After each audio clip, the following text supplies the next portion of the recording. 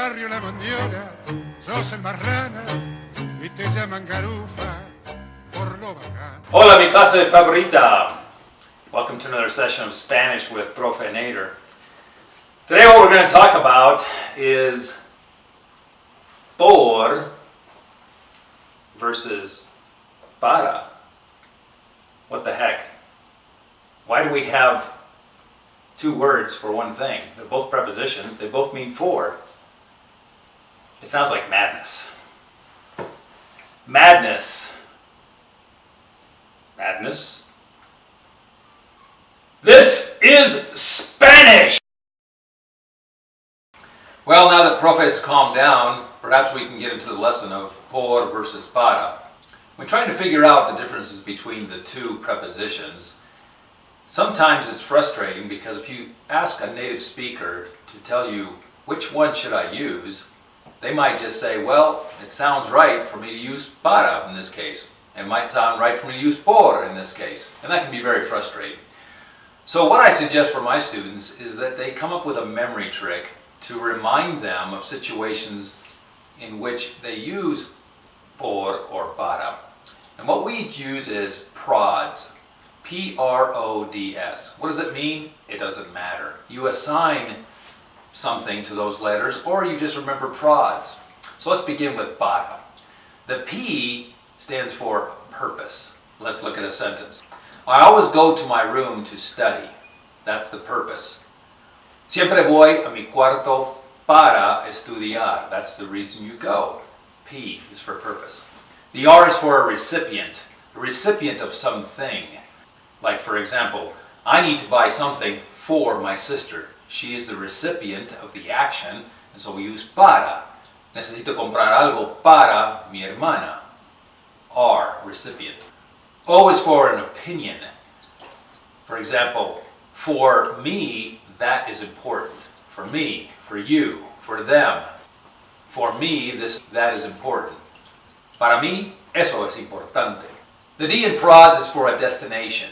Think of the ultimate place to go. For example, we left for Mexico last night. Nos fuimos para México anoche. That's the destination. Use para.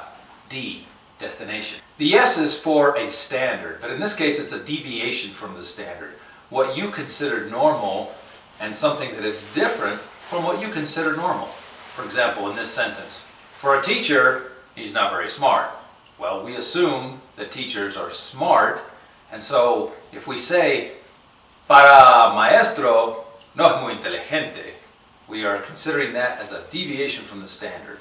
So remember, para, P-R-O-D-S, or prods. Okay, let's now turn our direction to por.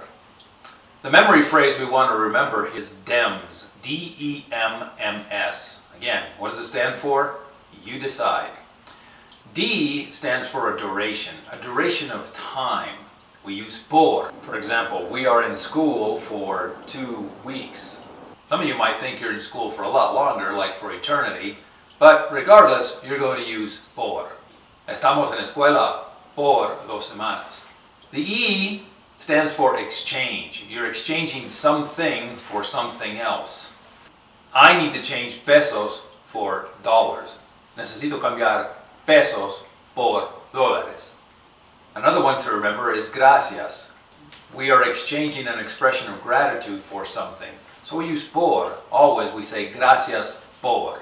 The first N in DEMS is for a motivation.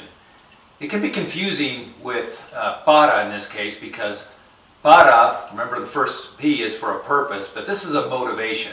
I do this for you. Lo hago por ti. A motivation also can be why you are doing something. You go to your locker or you go to the store for something. That's the reason you're going. You go for milk.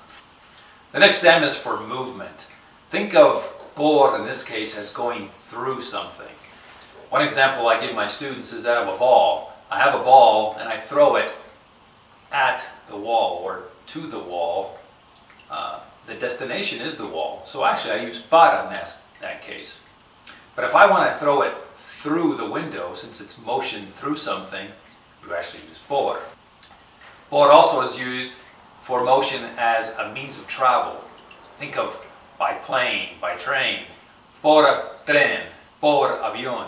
It can also mean to stop by somewhere, as in I stopped by your house. Pasé por tu casa. It's also used for by, as in the book was written by someone. The last S is for sayings. These are idiomatic expressions that just use por, and a lot of times you just have to become familiar with them. For example, por favor, por aquí, por todas partes. Hope you've enjoyed this lesson on por versus para. Tune into my other videos on my YouTube channel and please subscribe. Hasta luego. Garufa, escucha que sos divertido. Garufa, no sos un caso perdido.